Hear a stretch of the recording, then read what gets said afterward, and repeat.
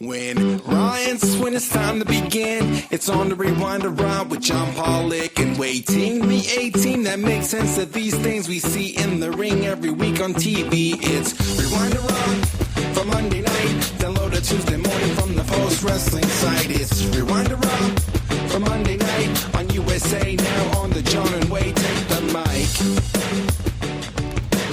Hello, everybody. Welcome to Rewind to Raw.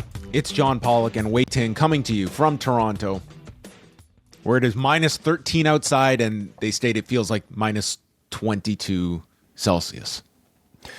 The coldest it's been this season, right? Yes, easily. It was, were you out today? I had to pick up my kids today, and that requires me being outside for pretty much an hour, and I was just dead. It was so goddamn cold. I was out briefly, but I was driving, so not so bad. Like, it's so cold that I'm getting warnings about freezing pipes, which thankfully I've never had to experience yet, but it is a danger. Pipes freeze. Yeah. Pipes are they can be a problem in a home, especially if they break. Especially if you live in an old 100-year-old Toronto house. Yes. Yeah. I can attest to it. Well, welcome everyone to Home Care with John Pollock and Wai Ting from Toronto. It is January 20th. We are going to be getting into tonight's edition of Raw. How many are we going to continue? Because on our description, we had, John and Wai review the first episode of Raw on Netflix. Last week was John and Wai review the second episode of Raw on Netflix. I made the executive decision to eliminate it today, and I just said we review Raw. I thought we're not going to number these after 2, are we? Or should we? I think we should go to 175. John and Wai review the 1,655th edition of Raw on Netflix, which if they end up going the duration of this deal and there's extensions, they could hit it. It's always possible. Mm-hmm. But that is coming up. For those of you that are tuning in here live on the free portion, this is just the beginning of the party because it really gets fun when we chat about the news, which is going to be coming up a little later on after the Raw review. So we split things up on Sunday. I took TNA duty with John Cena.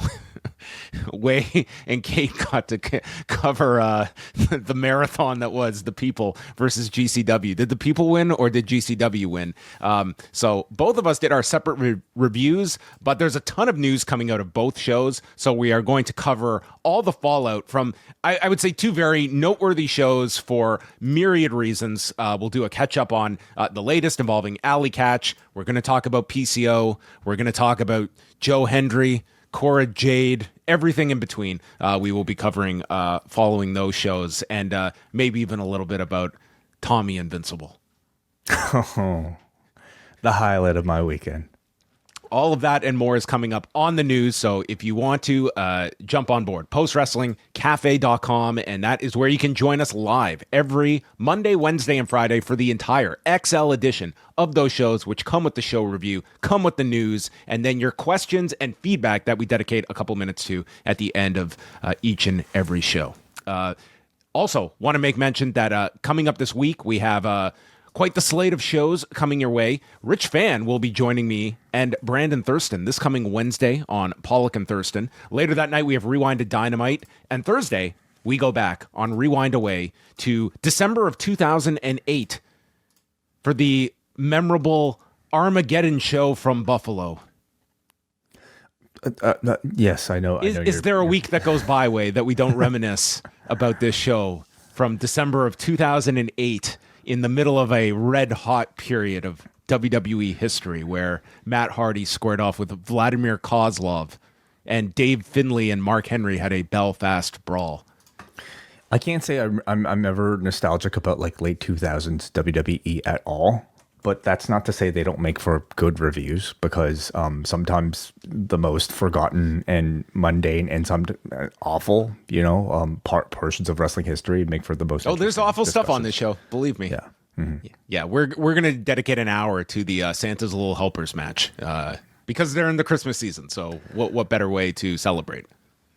Yes. Yeah. And even though Raw was 2 hours back then, I feel like many people would much prefer the modern day version compared to that. I'm on my 4th sitting of Armageddon 2008 to put it into comparison to what a typical edition of Raw goes for. But that's all coming up this week. And for this weekend, Wai and I will be live on the free feed for Saturday night's main event, which will be a 2-hour show. Yes. Mm-hmm. Yeah. Or as GCW calls it, a warm-up. Yeah, pretty much. All that and more coming your way this week, so follow along at postwrestling.com. Tonight, Raw taking place from the American Airlines Center, a gigantic arena, but one of which WWE filled with a WrestleTix number of 14,074. Michael Cole repeatedly giving the number of 15,572. Going by WrestleTix numbers. So, again, we're only 3 weeks into the year. They have had now 6 TV dates, and this is excluding NXT. So just Raw and SmackDown TV dates, they're averaging over 12,500 per show. That's incredible. That is wild. Like, they have one show that has done under 10,000, and that show did over 9. So just to tell you, like, they are red hot at the moment. And do you feel that Raw is gaining just... Is there a Netflix momentum to selling tickets? Do you think that is part and parcel, or is it just the hot characters on Raw? Because we're certainly, it's not like SmackDown is lagging or anything like that. Like, both shows are drawing really well, but Raw in particular, they're seeing these surges of tickets moving in the days leading up to these shows. I think they moved like 5,000 tickets for tonight's show over the last couple of days. I absolutely have to think it's the Netflix effect, and this is the benefit beyond, I think, what we've assumed would be a greater reach internationally. It's the promotion that simply just comes from being attached to a Netflix brand, and the increased feeling that this is something that is more culturally relevant now than ever. And not to mention the fact that we're heading into WrestleMania season, so you can expect these sort of booms to occur naturally anyway, but now especially so. Yeah, they're doing this without John Cena that you're going to have at your disposal. And it was interesting because when they teed up next Monday's Raw, they didn't promote that Roman Reigns celebration segment that they had announced. If you remember when he said, "I'll be back on the 27th," they just didn't bring it up at all. So, and this had not been, WWE had not announced, but Bill Goldberg's name was linked to next week's show as well. But yeah, we will see if all of those things in fact happen next week. But they do also have Friday and Saturday to hammer those things home. Well, I would say at this point too, it was like they don't need to be hitting this stuff super hard. It was just the Reigns thing they had already announced. So I just assumed they would have made a big deal out of it tonight, that next week Roman Reigns returns. Tonight they are going up against the college football championship between Iowa State and Notre Dame, which their head coach, they aired a clip of on today's show just to show, hey, he's a WWE fan. And what brings us to Raw at the beginning? Nia Jax jumping Rhea Ripley in the back, and Rhea Ripley is saved by security as Adam Pearce screams at the top of his lungs, "Give me a medic!" And that's how Raw began, with my eardrum getting blasted. And we have Pat McAfee off doing the college football championship with his game day duties. So in to replace him is Wade Barrett. You see something like this, and I don't think there's any other way to read it as an internet wrestling fan than to assume that it's Corey Graves being in the doghouse.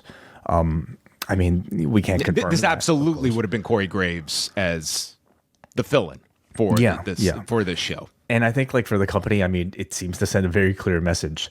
If you're upset, do not air your grievances publicly at your employer on X. Well, we got Wade Barrett for the whole 3 hours, and it was interesting because they made a not a big deal, but they did promote JBL all week long, that he would be on Raw. And my thought would be maybe they're going to go with like the 3-man booth here or something. I don't quite know why JBL was on this show, to be honest. Like, it's not like he was there to shoot an angle. It was just to be there, and that was it. Like, they really didn't feel like they had any idea other than JBL was here and we'll put you on commentary and do a quick segment with you. backstage. I assume just maybe something bonus for the Texas crowd. You know, the way they've been wanting to. Is this why they saw 5,000 tickets move over the last? It has to be. Yeah, it has to be. People saw JBL at TNA Genesis, and they're like, you know what? I want to see more of that guy on Monday. You know, do commentary. Just a short trip from Garland. Let's go to Raw tomorrow night to see the follow up here. Jey Uso comes out, insane response to him, and God, they are just every single city they go to, they just make yeet merchandise specific to the market, which between these Jey Uso localized merch items and what we know they will be getting out of the John Cena hometown colors that they're going to be doing for all the markets, I mean, the merchandise will be just fine this quarter and beyond. So he goes to state how he's going to take home the big one on Saturday night's main event when Gunther interrupts. And Gunther, they note, the ring is sacred. He has no room for any entertainment. Well, I disagree, because he gets in and immediately calls this Jey Uso a funny little man and said, I looked forward to facing you until I saw you come out tonight acting like a complete dork. This company mascot. I could have just as easily been challenged by Jimmy Uso, again, leaning on the can we even tell them apart famous, maybe the most famous promo now for the Usos as a collective. And Jey never follows up with his words, even though this crowd, they're so naive, they'll believe anything you feed them anyway, and states you are willing to show up as soon as your cousin needs your help or your brother snaps his fingers. You're a useful idiot. And states that my words, unlike yours, do mean something. And on Saturday, I will expose you as the flash in the pan. And you have no business being this close to this world championship, as he holds it in front of Jey. And Jey gains his composure and admits, that's all true. I am a mascot.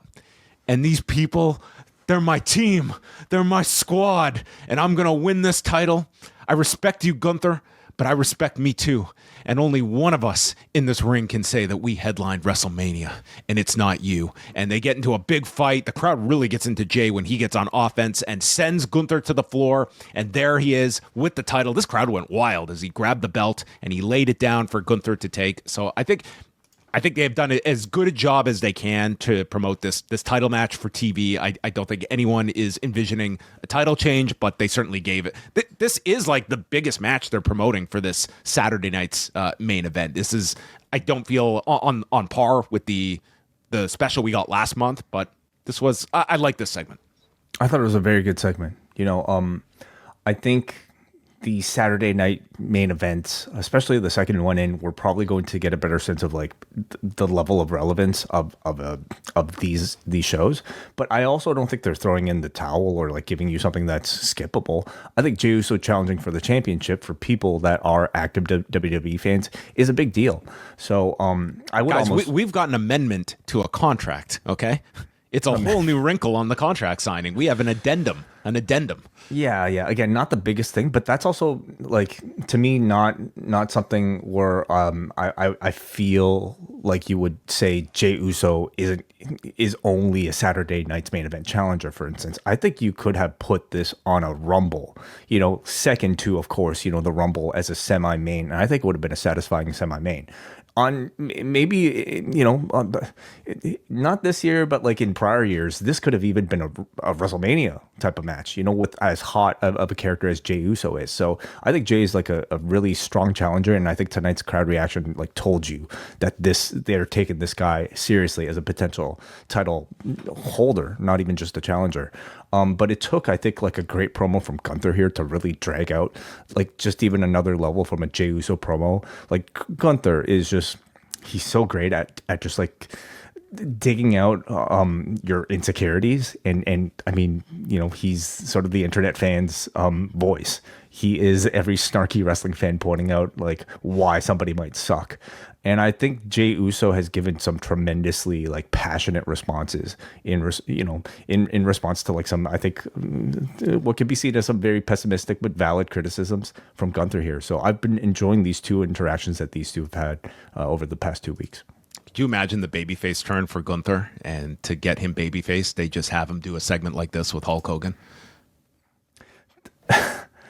No word on Mr. Hogan's appearance this Saturday. They did not bring it up. Do you know where he was tonight? He was at the Liberty Ball. Sure, I would expect him to be there. Yeah. Yes, there was quite a contingent of TKO and TKO adjacent representation at the inauguration. Do you expect Hulk Hogan this Saturday? They certainly did not hit that hard on tonight's show. I don't even think we saw the promo that he was. I didn't see it. Yeah, like there's always the chance we might have missed some mention of it, but I found it very notable that they were not hitting Hogan's name very hard in this. Yeah. I would be surprised. I would be surprised if he is not on the show on Saturday. See, I would be surprised if he was at this point. I think they must have been waiting up until like maybe this week to gauge the heat, and I think it's still very much there. Well, wait, I think that was the exact thought I had, was gauging the crowd. This is a Texas audience. I think it was very deliberate that CM Punk brought up Hogan's name and to gauge the like, what is the reaction? There were definitely some boos, but it's not like the crowd erupted in negativity. I don't know if you would have an answer based on that, but I totally believe that was why that Hogan line was in there, was to gauge that exact sense of, here in a big arena, a Texas crowd, which is what we'll have on Saturday, are they going to just totally and if they all boo here, that would have been the signal. Yeah, this was look at Jackie Redmond. Jackie Redmond was not ready for Hulk Hogan to be brought up here. So it's a very valid and interesting point, you know, like whenever they mention names as like potential barometers of crowd interest. But I maintain that no matter how Texas or San Antonio might react to Hogan, the online reaction they can easily predict is going to be negative. And I think it'll only reinforce like what is still a very discussed segment from that Netflix debut. I think the online is less for them because that's not a viral clip that gets around. That's not going to get, like, yes, online, people are going to be very negative on Hogan. I think they don't want kind of a PR blunder of an entire arena booing this guy that's now also their business partner. I think that's more the optics of it. I think just like we've seen plenty of times when Hogan, like the online discourse hasn't always matched up with the in-arena response to Hulk Hogan. I think they're much more concerned about like the live reaction. Support for this podcast comes from NordVPN. Many of our listeners already use Nord to access cheaper prices to AEW pay-per-views or ad-free international versions of WWE programming. But the benefits of a VPN go beyond streaming, especially as online criminal tactics are becoming increasingly sophisticated. One threat that's been on the rise is SIM swapping, where just a bit of your personal info can help criminals impersonate you to your cell provider and virtually transfer your SIM card to their phone.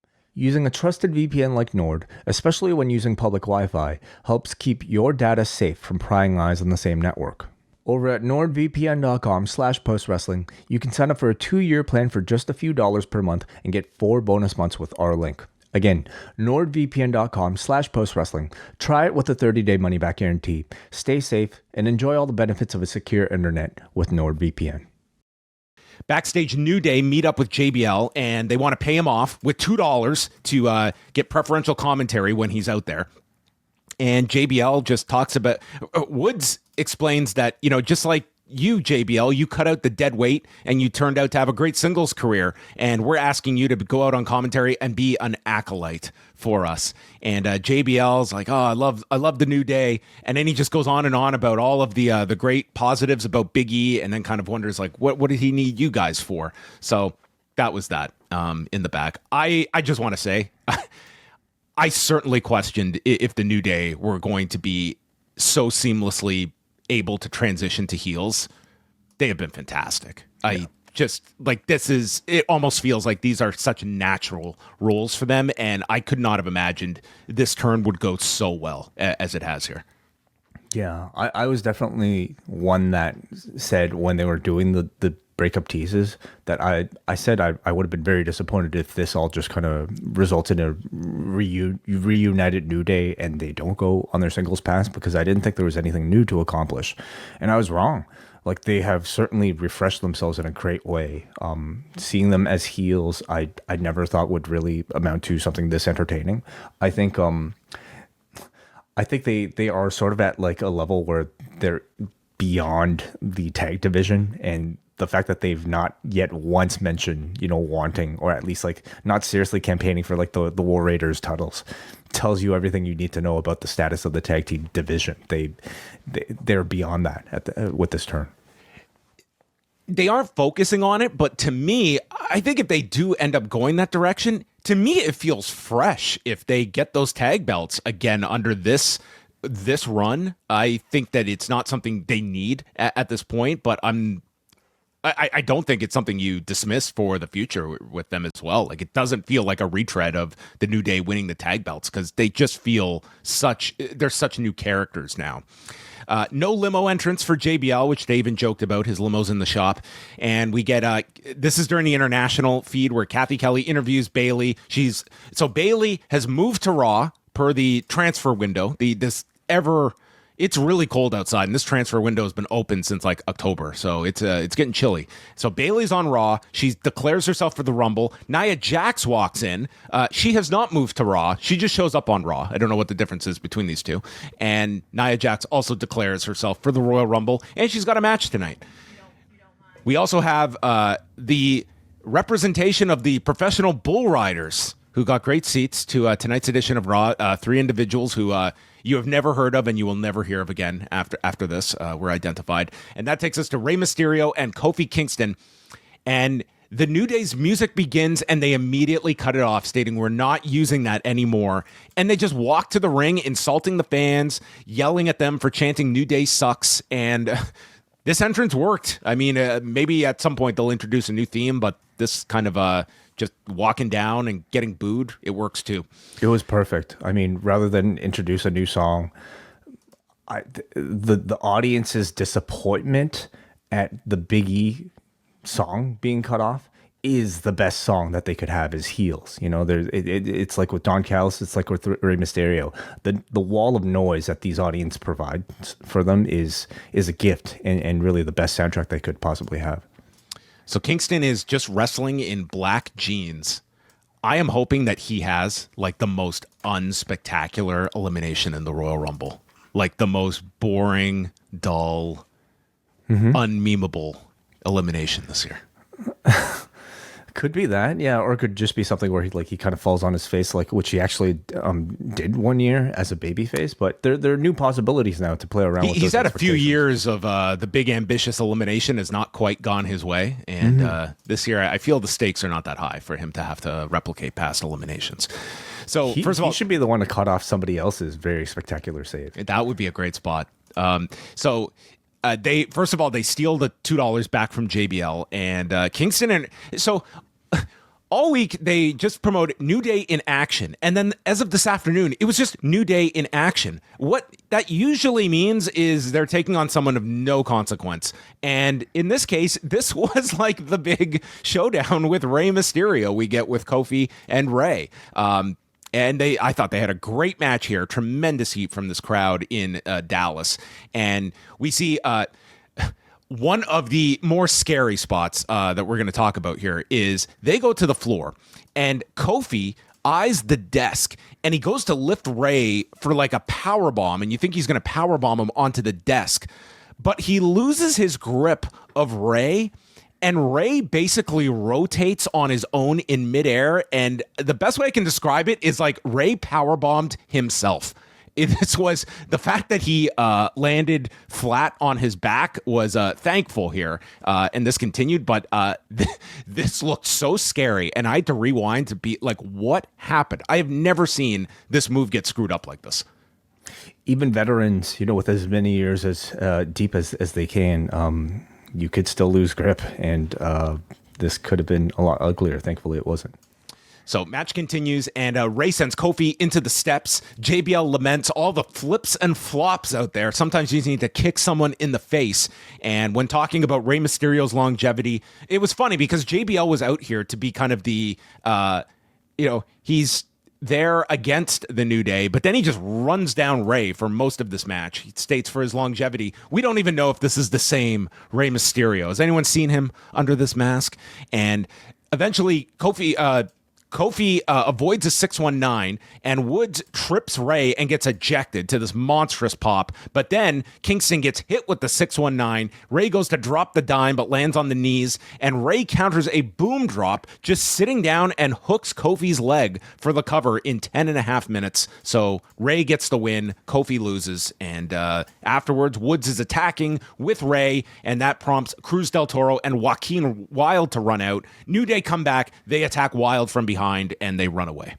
A little surprised at the finish here, given just like, I think the focus is really on the New Day as these new threats, and to have them lose their first match back was not necessarily expected. I can understand it though, because Rey is coming off of the loss on Friday. And I think the New Day are so over as heels right now that they're practically bulletproof with any sort of booking. So I don't think it ultimately matters who won or lost this one, because the reception to it alone was so big.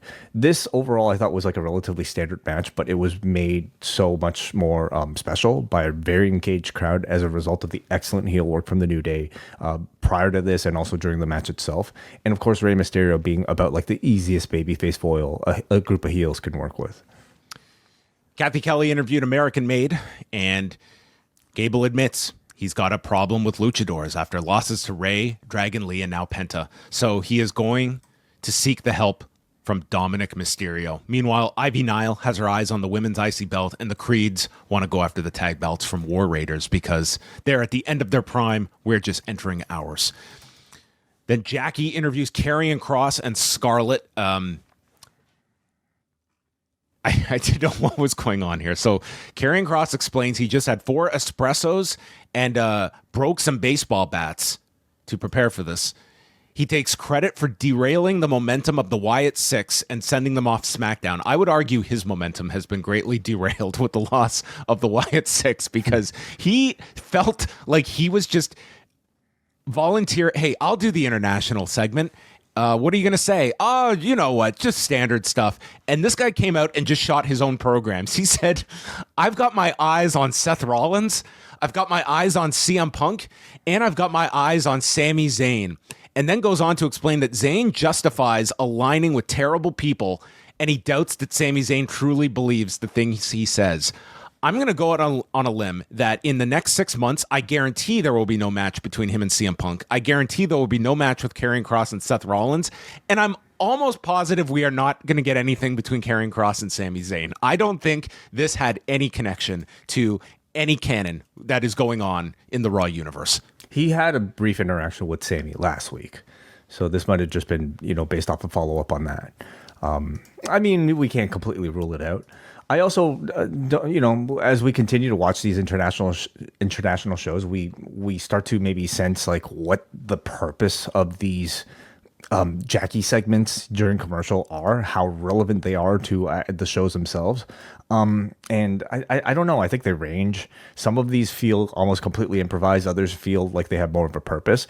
I essentially think that they are like what, I don't know if they still do .com exclusives, but these sort of have the vibe of those where it's just like not necessarily viewing, but they might have some relevance to current story. For me, what the interest is in seeing these is to see how perhaps with a less scripted version of these characters, how they seem to play their characters. And I think Karrion Kross is like, with this new character that he has, which I'm absolutely enjoying, he's really best showcased in these sort of like less scripted, forums. Like, I don't know if there's much he was actually building to here, but I thought it was just like fun to see him play off of Jackie with these, like, he's found a great tone for his character where, again, it's like heelish, but almost like cartoony comedic heel. And I think he's actually like very witty, to the point where I'm starting to see him gain a lot of momentum online. And eventually I feel that it'll turn itself into like an actual like substantial role on TV for him. Maybe he'll be this year's LA Knight. Could, yeah. Mm-hmm. Well, that's how you know what? I've also got my eyes on John Cena. I've got my eyes on Roman Reigns, and I've got throw my it out there. Yeah. You know what? Shoot your shot. Yeah. Because they were in Dallas, I guess in the same arena where Wade Barrett was on the first season of NXT and won. They showed footage of this from 15 years ago with David Otunga. We know in this current era, they really like to show specifically like something that's special about the place that they're in. And I guess they were really digging to find something special about this one. With what have we ever done in Dallas? I would think like there would be plenty of candidates, but we got to David Otunga and Wade Barrett in the first season of NXT. Sami Zayn comes out and he has entered the Royal Rumble, and he talks about what he wants.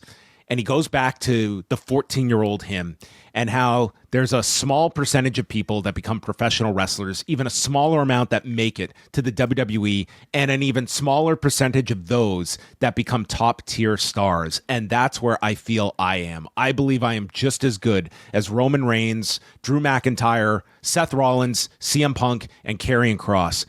And he states that the only difference is that they have a world title to their name and I don't. I've had a great life, but I don't need a title to complete my career.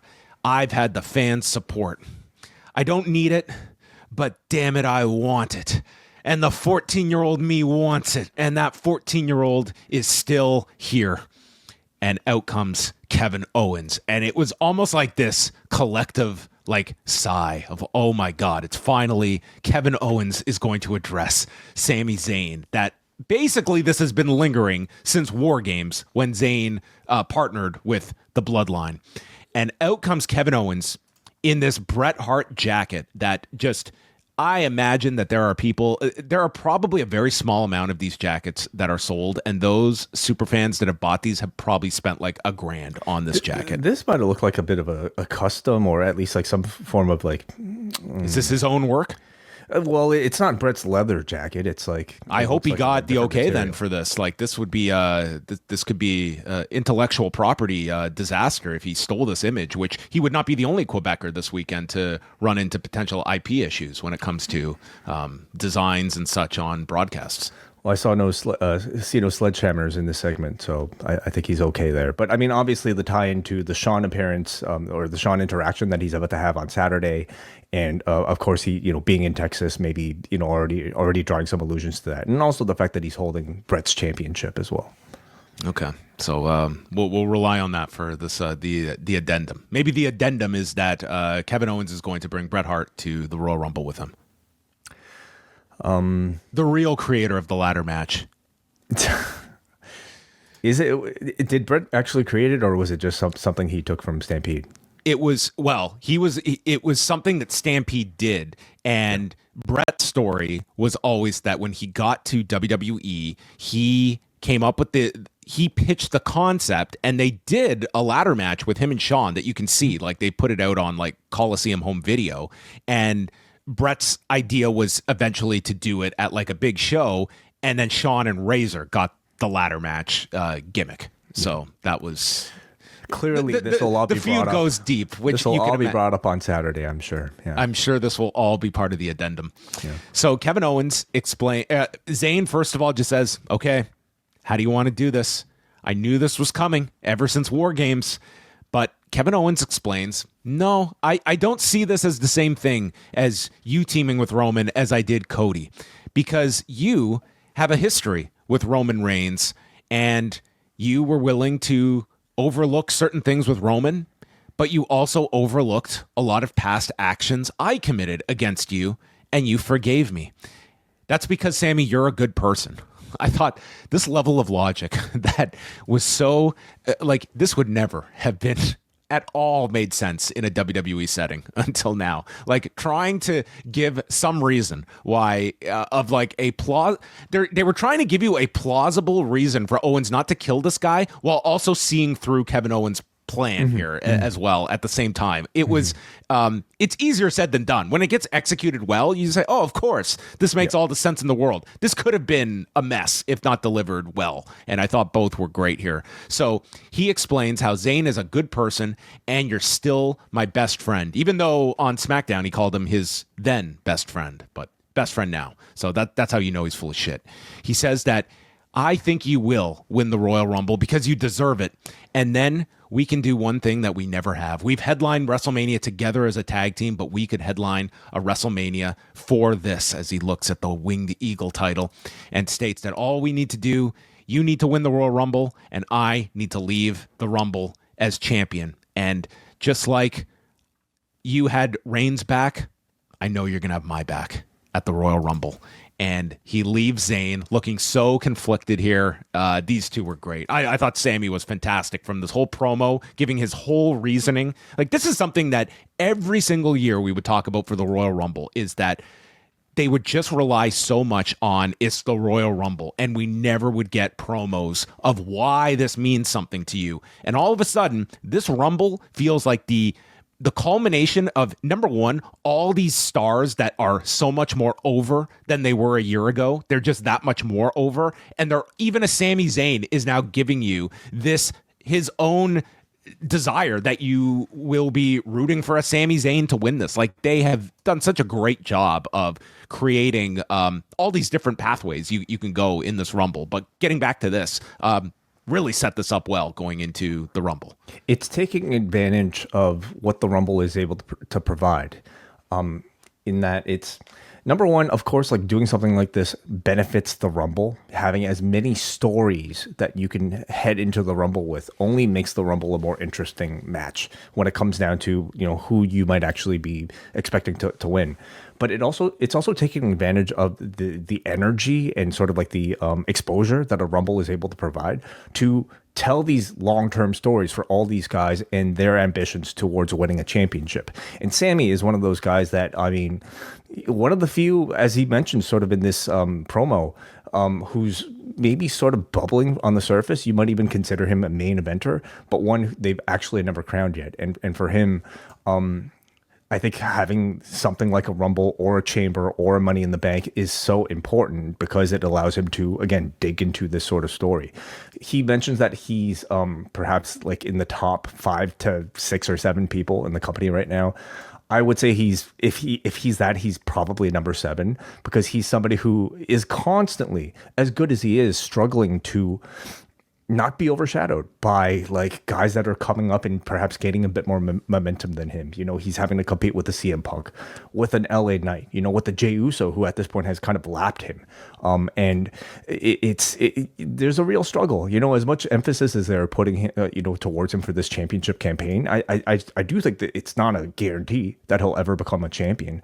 But that doesn't mean that, a great story can be told. And it doesn't mean that like, I'm not going to enjoy these sort of promos, because as soon as Zayn starts talking about wanting to win the championship, it's some of the best promos that I think the show is able to offer. So I'm just enjoying the ride, whether or not he actually wins the championship. And I think you did a great job of like outlining the subtext of this Kevin Owens performance, of just like a guy who is such a dick that he's willing to put his hatred of Sami Zayn aside in order to ask for his help, essentially, to help him retain this championship in a bout of just like very obvious manipulation that I thought was very well, exemplified here. Always down for a good gaslighting angle, and it makes you wonder, coming out of the Rumble, something involving these two with the Toronto show the next month. Like, they've certainly laid the foundation for coming out of that show to have a reason to revisit this, and then Owens pays this tease off. Could be the both of them in the Chamber match. It could be. I almost find that a bit fresher than like I don't know if I'm ready for another Zayn versus Owens match just yet. I feel like they need to save that one for a really, really big reason. Kelly does an interview with Sheamus. He's obsessed with going after the IC title, which he's been going after for 5 years. He had to give an explanation. He's like, I almost had my career in advance where I won the title immediately from John Cena. And I guess what? I've just regressed since then. I didn't know what the analogy was here, but Braun walks in and pretty much the same promo as Gunther here. This is the closest you'll ever get to this title. Retire, old man. And Sheamus was not happy with this comment. Jackie Redmond interviewed Ludwig Kaiser. God bless. The man had nothing to say here. It was kind of like a lot of these ones. It's going to be go out there and give us a 30-second, 60-second promo. He just stated he's not impressed with Braun Breaker, Sami Zayn, or Penta, and he will deal with Penta on his own time. You'll deal with Penta as soon as they book that match for you, and you'll be glad they gave it to you. Roxanne Perez was in the front row for the next match, Nia Jax against Bayley. And early on, I found they did not have their rhythm going here, but in time, the big focus of Jax's attack was on the arm and shoulder of Bayley, who was fighting back with one arm.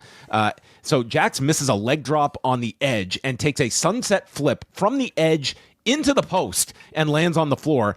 Bayley hits her own annihilator, which did not look so devastating coming from Bayley. The avalanche is hit by Jax, and then she rams Bayley's bad shoulder into the post, goes for the annihilator, but gets yanked off. Bayley hits a sunset bomb off the turnbuckle, hits her elbow drop, and the crowd really got into these pair of near falls, and then is caught with the pop-up Samoan, a senton, and annihilator as Jax wins in 12 minutes and 21 seconds. They put her over fairly strong, and it made sense with the post-match because out comes Rhea Ripley for revenge from the opening show attack, and security has to separate them. I thought this was going to be a Rumble match, but in fact they are doing it on Saturday night's main event, bringing the match total to 4 and the addendum segments to 1. Yes. Well, for now, John, maybe. Yeah, I have spoken too soon because we still have 3 hours of SmackDown to set up other potential addendums. I think in a quick amount of time, they did a great job of building to Rhea versus Nia. Now, announcing the match this early does feel like it's too soon, but we can't rule out that this just might be a first chapter of a longer feud, because I certainly think there's a bigger story to be told with the two of them. They last had a match in the Chamber pay-per-view in Perth. The Australia show. That was a whole year ago, and at this point, I feel like they both feel like much fresher characters, or different characters, I should say. So I think there's room to tell a bigger story if they want to do that for the next month or so. But yeah, like Bayley coming in here, I mean, good match, some good near falls here from Bayley, and leading to this big pull apart afterwards. Given you have like Gunther and Rhea Ripley as champions, so obviously not in the Rumbles, I do wonder if either one of those matches is one they run back at the Rumble after this Saturday. Yeah. I could see that. You would think like you would want them on that show, at least one of them. They recap the street fight from last week, and Finn Balor is off recuperating from his loss to Damian Priest. We also didn't have Damian Priest on the show. So they go to the Judgment Day's room, and Gable is getting help from Dominic, who is given a note, and he is off to study he's going to find the master of the dark arts of Lucha. Yeah, so presumably this is like a phone number that he received, or an address, or the name of somebody who's I hope we're going to get vignettes of him going down to Mexico, and maybe he'll go into this like really cavernous home that's all run down on a mountaintop, and it's Mike Tenay. You think Mike Tenay is the master of the dark arts of Lucha Libre? I think so, yes. I am curious to know like what this is leading up to. And like I hope it is a figure from the past that like everybody would recognize, and I'm trying to think like in the WWE sort of world, like who would fit the billing of a master of the dark arts of Lucha Libre? Maybe he's going to ask for directions and he's going to get sent to Phoenix. Yeah, I don't know. I'm intrigued to see what they do with this, because I imagine they could have some fun with it. Yeah. Send your best guess, everybody. So try and make sense of this one for me. Balor and JD have been granted a rematch for the tag titles next week, but Finn Balor is out.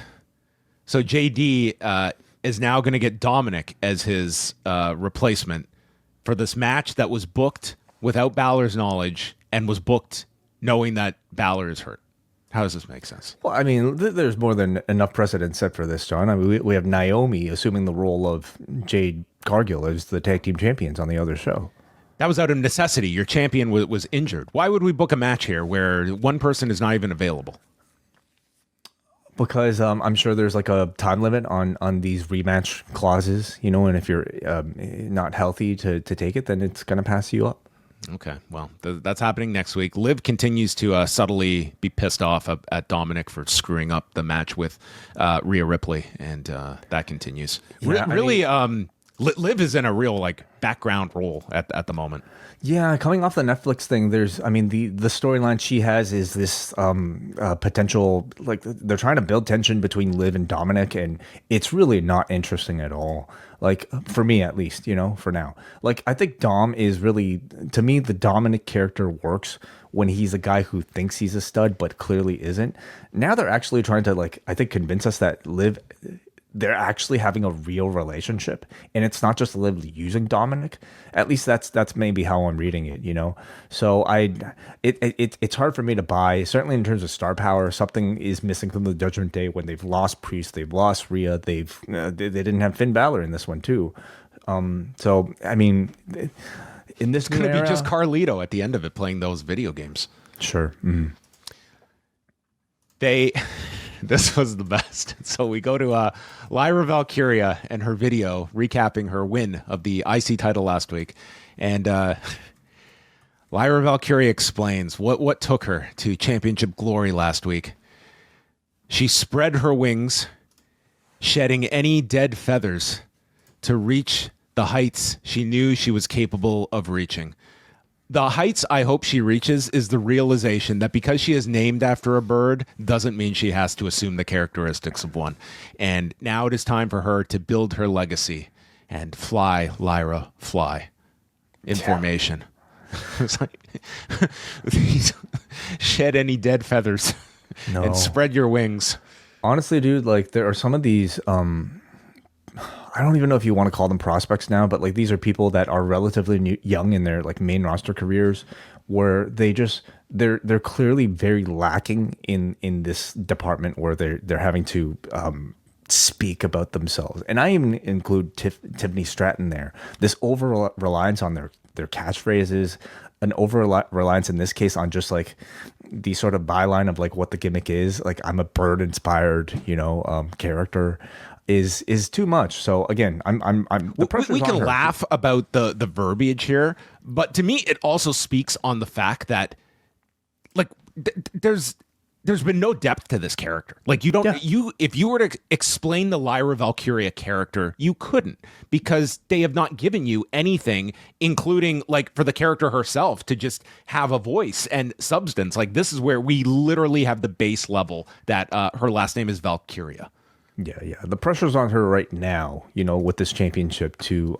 And she's going to get consistent airtime, and she's going to be criticized every single time she comes out there and cuts a promo like this one. So I hope she's able to find it, and I hope they're able to find it for her. It is Martin Luther King Jr. Day, so they aired a really nice video with him, which was surreal with the contrast of other news going on today. And then we heard from Marcus Freeman, the head coach of Notre Dame, who are playing in the championship game tonight, speaking about James Laurinaitis, the son of Joe Laurinaitis. And that was a good clip. It was brought up during like the week leading up to the game, and they got this clip and put it on TV. Zayn then meets up with Rollins, thanks him for their chat last week, and said that it really got through to me. And Rollins respects that. He says, I'm almost rooting for you, Sami, but I won't think twice about dumping you out in the Royal Rumble. And Zayn says, not if I throw you out first. Pete Dunne against Penta. This is where I'm so glad I'm a citizen of Canada, for many reasons. But we get the international feed. And that meant Pete Dunne, not only, you knew we were in a commercial break when Pete Dunne's music played, and there's not one American that knows what this man's theme sounds like. And then after his entrance, he gets promo time. I'm like, we're deep into a commercial. And he gets on the mic of this very mild crowd who are probably figuring out which guy this is. And he explains, shut your mouths unless you call me by my proper name. Now, I want to apologize a bit to Lyra Valkyria, because there is a worse spot to be in, and that is the same goddamn joke that we are like a year into with this guy. This is all he has. And then he goes to explain that this is the first week he's been invited to Raw since they've moved to Netflix. Dude didn't even get goddamn catering the last 2 weeks. He wasn't even a fly-in. And then as he's mid-promo, they fade to black, which I do not believe was just a way to have fun with this guy. I think it was legit. They were just going to black. And Cole made light of this when they came back.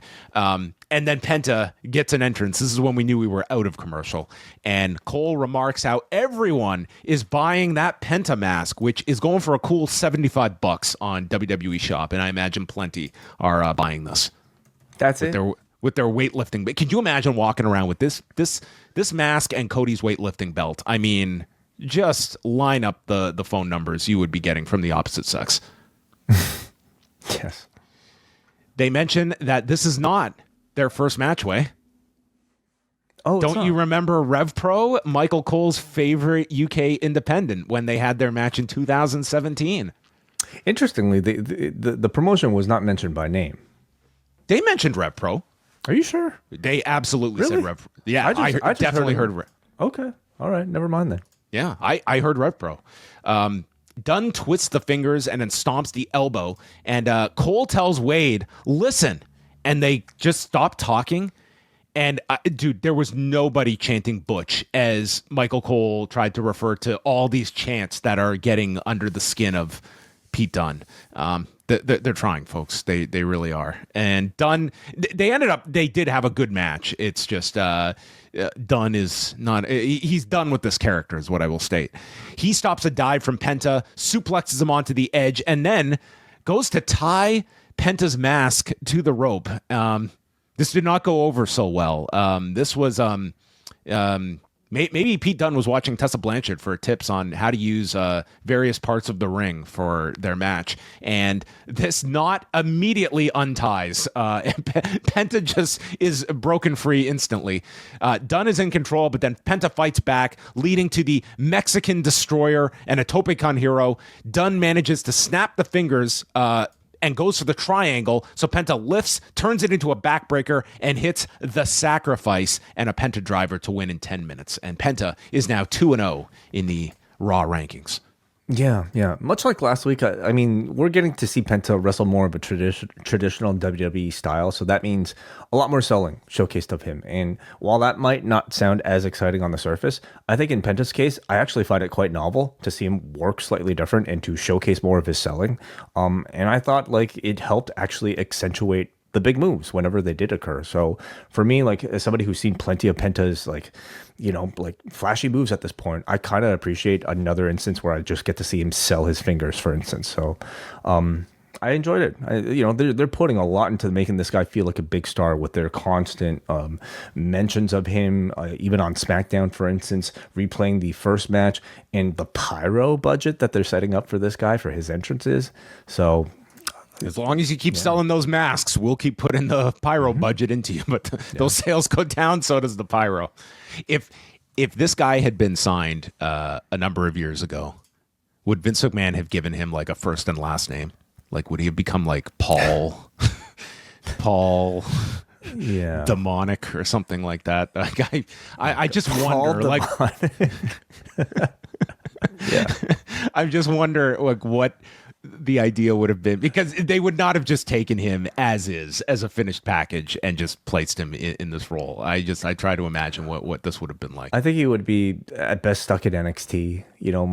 Might eventually find a role for himself in the LWO or something like that. And maybe he would have been Kane's assistant or something like that. They would have been like the brothers-in-law of destruction or something.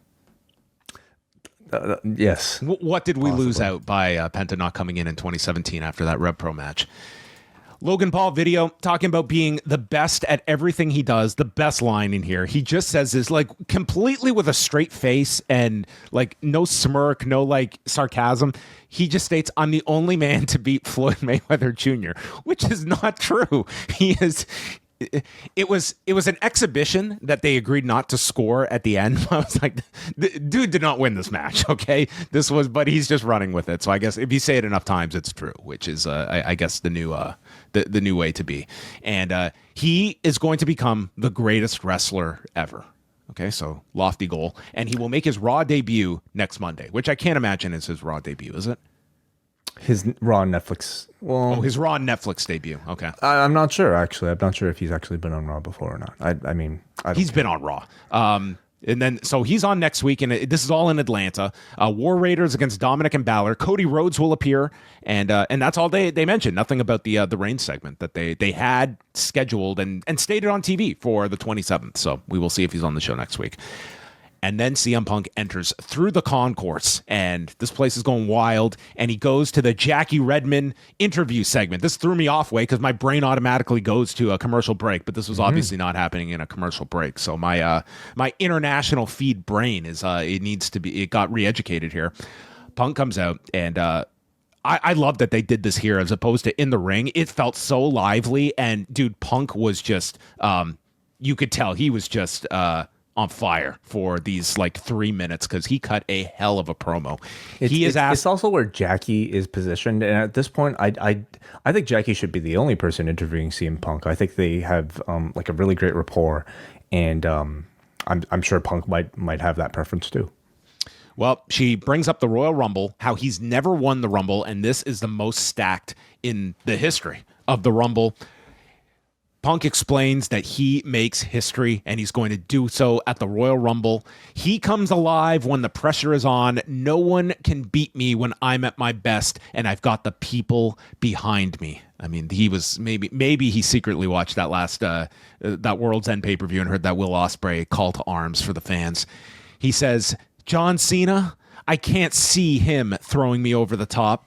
And I thought he was going to go one by one and have a clever line for each, but it kind of ended at Cena. He just said, Reigns, I didn't need his help at War Games. He needed my help. And there's no friends in the Royal Rumble. I put Drew in the dirt. Sami Zayn isn't on my level, according to Wai Ting, who has him ranked number 7.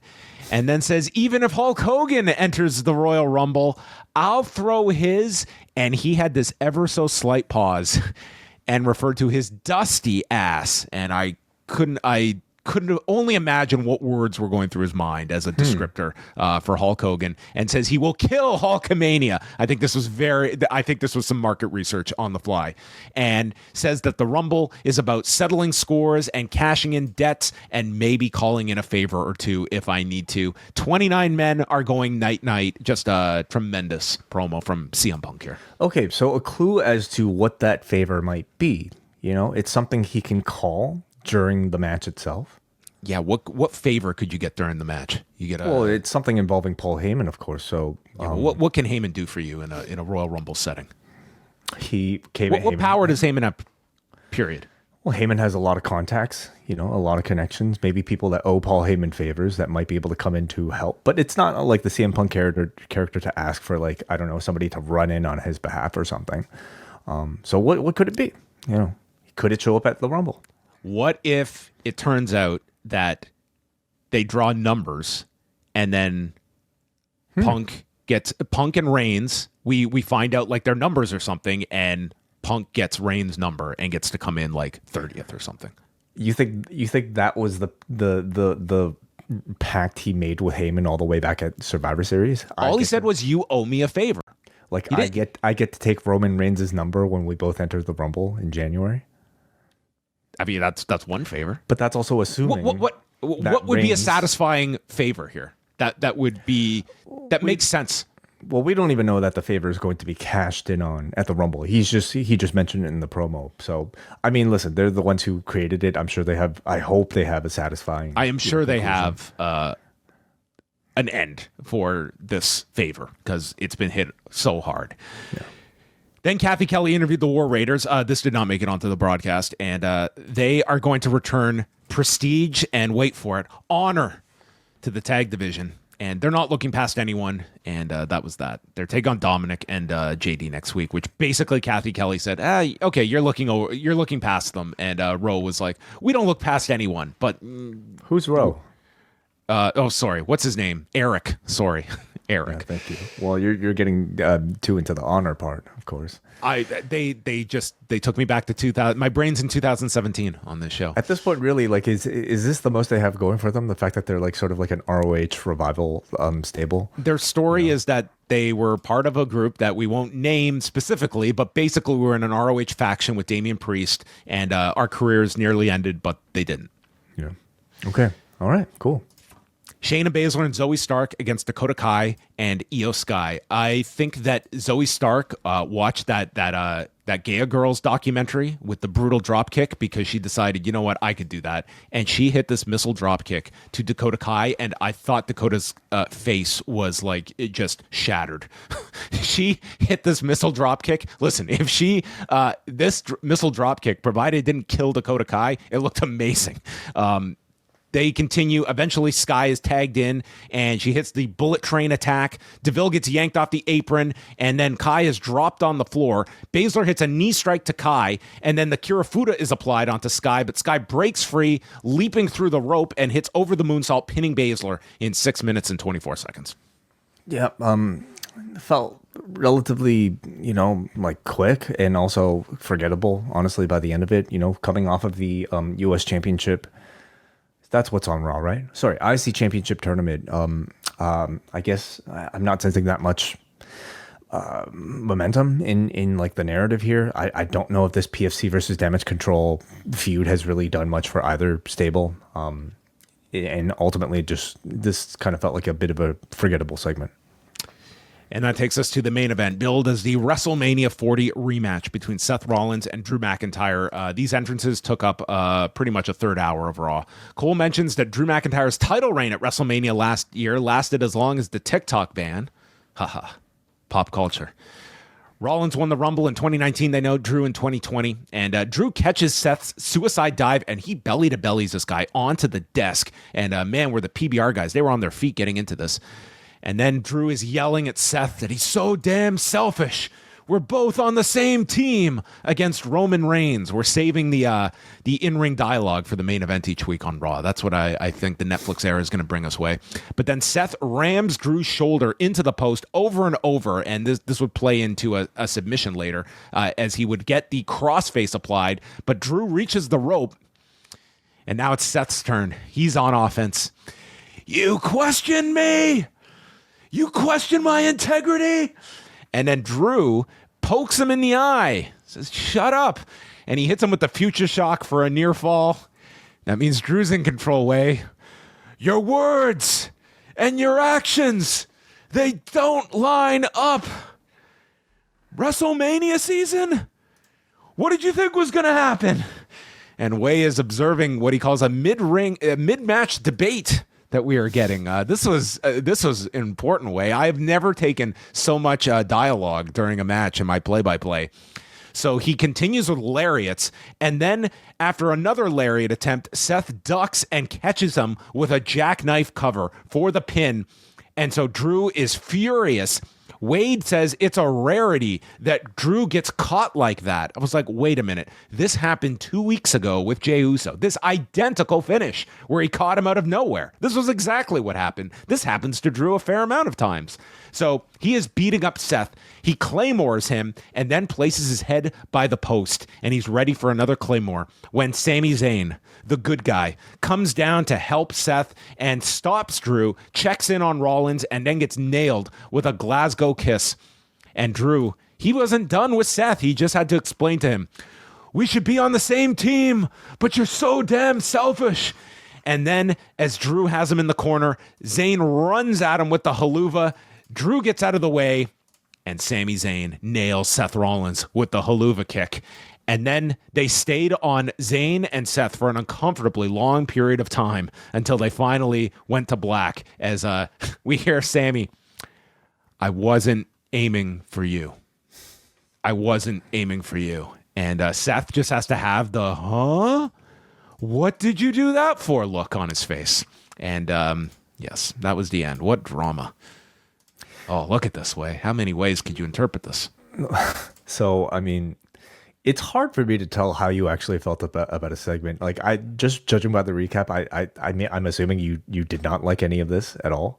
Is that here's the thing? I get like it was fine. It was well done. But the thing is though, like, what if Sami Zayn accidentally hits Seth or Drew? Why would he care? There's no relationship between these two. This is like, Seth is like, I'll dump you over the Rumble. We have no loyalty to each other. It's like, yeah, I tried to kick Drew. I hit you by mistake. If you don't believe me, I don't care. Like, there's no real estate in this friendship for me. I don't care if you believe me or not. None. So those are the thoughts of somebody who has watched a lot of wrestling. And these tricks. No, that's not true. That's coming from someone that doesn't have many friends. So that I can speak to the fact that, like, Way, if I felt after this show, like, Way, really great show tonight, and you were like, I think you were a little rude at times, I would take that to heart. Okay. Now, if it was, somebody that, if I walk down the street and I accidentally, I'm looking at my phone and I accidentally bump into someone and they tell me, hey, that was kind of rude. I'd be like, sorry, I honestly am sorry. I know I'm sorry. I don't care if you believe me or not because you're of no consequence to me. You understand the difference? Okay. I don't Not believe. really, but Okay. But everyone, the friendless people out there, they understand this, okay? listen, it's just a classic, and I might add, I think well done friendly fire spot here, just to kind of build some extra tension between Rollins and Sami Zayn. These two have had a lot of interactions on screen lately, including on this particular show, and at this point, they are good friends who just have a respectable, a common goal of both of them each wanting the championship and the spot at WrestleMania. The fact that they did this and are continuing to draw the association between the two, I wonder if it's supposed to tease us with something bigger. More than just perhaps an interaction at the Rumble. Like, I'm looking at this and wondering if they're trying to communicate that we should be expecting these two to have eventually, in the near future, maybe even at WrestleMania, a really big rivalry. And I'm kind of curious to see how that might unfold. I see a bunch of long-term things from all of this stuff, between the Owens Zayn stuff, the Zayn Rollins stuff. I also feel like at some point, it's just they have put too many pieces in place for Drew and Seth to not, and they so hit you over the head here with Drew, and we should be on the same team. I do feel that is an end goal here, that Drew and Seth will be in alignment. They have their common enemy in Roman Reigns. They also have their common enemy in CM Punk, of these people that are in Reigns that is going to destroy this company from within, and similar with CM Punk, who's this toxic cancer that we're the only ones who seem to be able to see what everyone else is just ignoring or oblivious to. We'll see. I mean, I feel like the opportunity was there for them to actually turn Rollins if they wanted to do that, like ahead of this Mania cycle. I almost sense now he's more of like the babyface who just really happens to hate Roman Reigns, and maybe in effect he's almost like the what if Drew McIntyre did not stray directly into the dark side type of character. Like, he and Drew are the same, but rather than choosing complete bad, Rollins maintains that he does not like Roman, but he's sticking to his current path. My tone aside, I thought this was a really good episode of Raw. I thought that I would say that overall, first of all, a pretty great crowd for this show. Really, but it was a lot of the promo segments that I thought hit really big. I thought Punk's promo was great for what it needed to be. I thought Jey Uso was excellent on the show. I thought Sami Zayn was excellent on the show. The New Day stuff worked very well, and the rest of it, like, overall, it's got the feel of this company is red hot, and this feels like the big flagship show that they're promoting this as you're going into Saturday night's main event and to the Rumble. And it's a tough balancing act, I think, building these two shows at the time, that you've got Saturday and then the Rumble. But they're in good shape. Like, if they were not hot, this might be a lot to tackle with all of this television you're filling and doing all of these specials, but they are certainly not feeling any of that pinch right now. Yeah, I mean, they're hot, yeah, and that certainly makes things easier, but they're hot because the show is good, and this is 2 weeks in a row where I feel like it was certainly a return to form after, like, what felt like like spectacular debut on Netflix, but maybe less than satisfying in terms of just like what I expect out of Raw every single week. For me, like, what I think I'm most impressed by with Raw these days is just their continued ability to build and to create new stars, and I think we continue to see that in, like, for instance, Penta, who I think had a very good second showing here, and their ability to make interesting, new threads out of, like, characters that are already established, like with Sami and Rollins here. Overall, I just thought it was like an entertaining show, and the segments that were maybe just like a bit blah ultimately didn't last that long. There are still problems on the show. It's not like every division is singing. I'm looking at the women's mid card, for instance, which I think continues to be like a spot where that just doesn't feel like it's got a whole lot going on, despite having like a pretty, like, well done IC title tournament. But beyond that, like, the things that matter are feeling really strong. Before we end the Raw review portion, I'll end it with this. So last week we got the first set of charts from Netflix, and I think globally Raw was number 6 among TV shows, and then different rankings among different territories and such. SmackDown and NXT didn't rank anywhere in the top 10 for the international ones. given this, we're about to get the charts for week 2. Do you see Raw being able to, even in the US, do you think it holds on to a top 10 ranking, or is the fact that SmackDown is the better example not in like that level? Like, it does go to show you that like there's a lot of competition on Netflix, and is Raw consistently going to be a top 10 performing show for Netflix in the US and other similar territories? So I'm no expert in this, John. So my answer is mainly I don't know. Basically, do you think that the interest is going to be like, was week 1 just going to be this really high point that hit so big, and the rank and file Raws that we're now into, even at a popularity boom for WWE, it's not going to be at the level where like some of these the 10 hottest Netflix shows are?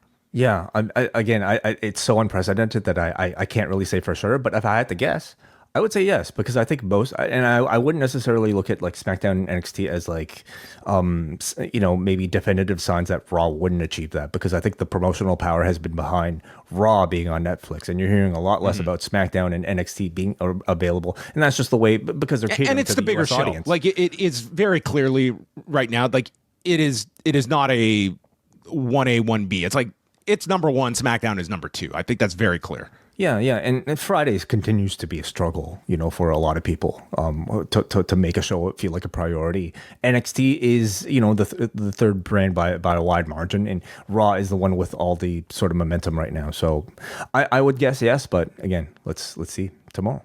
Are we? So when do we get this data? Like, when did it come out last week? I think it comes out Thursdays, if not Wednesday.